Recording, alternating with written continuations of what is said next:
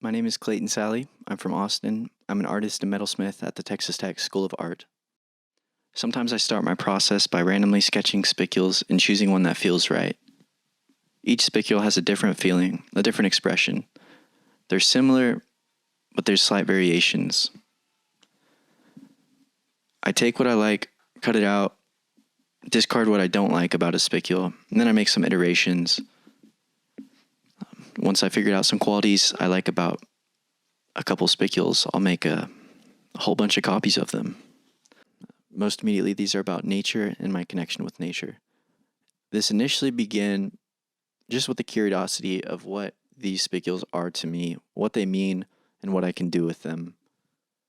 I was thinking about this. I had been practicing metalsmithing for a couple years, but I haven't dove deep into any one process.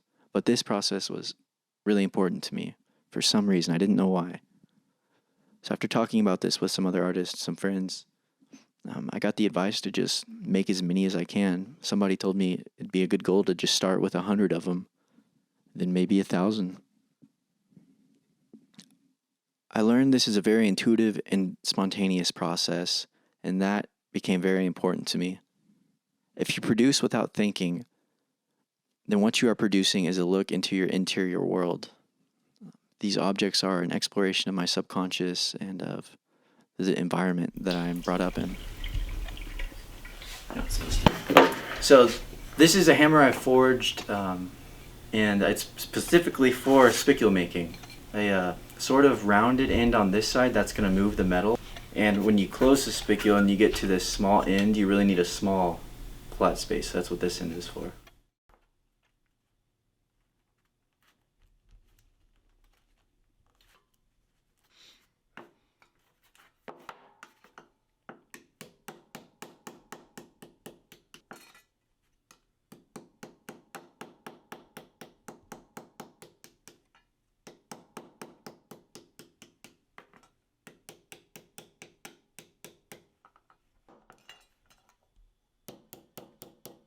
When you learn about yourself, you learn about your environment, society, extremities. I want to learn about myself, my subconscious, my ego, as well as the influence that I surround myself in. Working intuitively allows for these explorations. Additionally, my process is very meditative. I don't always have a set idea or goal. I just quickly come up with the design and spontaneously act. And that repetitive act is what becomes the meditative process, actually making many shapes, cutting out metal, hammering it, helps me center what I'm doing, and it helps my focus. I'm trying to use these objects to affect me. This is an opportunity to learn about myself. For me, that's what art can do. Throughout the process, I'm not shaping my art. My art is shaping me. I follow the process, and wherever that takes me, I just go with it.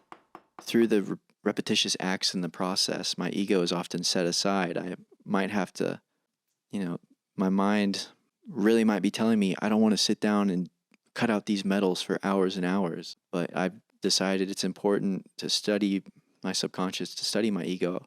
I have to set my ego aside, but I don't have to do that consciously. In making myself sit down and do the same act over and over and over, my mind is quieted just from that. Otherwise, it'd be really boring. So when I set aside my desire and I just act, it becomes beautiful. My mind is free to wonder and explore possibilities, explore ideas. And for me, that's where the art is.